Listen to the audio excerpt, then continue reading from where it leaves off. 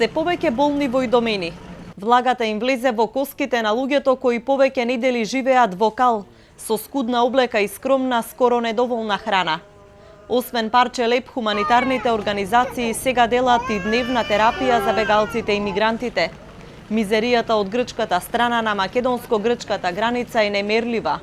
Соочени со затворени патишта, наеднаш се пресекоа со ништата на илјадиците луѓе кои се надеваат дека ќе го продолжат животот во Западна Европа. Најголемиот дел им пркоси на условите и немаат намера да го напуштат кампот.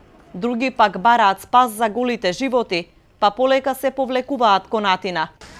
No. Turkey, no Turkey. Here in Greece. Greece people very nice. Greece police very nice.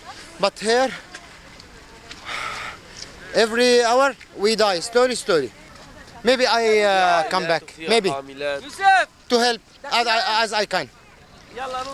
But my daughters, anyone, when the case arrive to his family, his own family, my daughters, I will take care of them. Во Идомени нема обид за подобрување на условите за престој на луѓето, или ако нешто се прави, очигледно нема резултати. Шаторите и понатаму се во калта. Ѓубрето е насекаде, а и бројот на луѓето никако да се намали.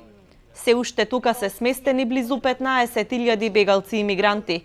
Грчките власти најавија нивно преместување во организираните центри кај Атина и Солун, но по една недела од одлуката не е отпочнато префрлувањето.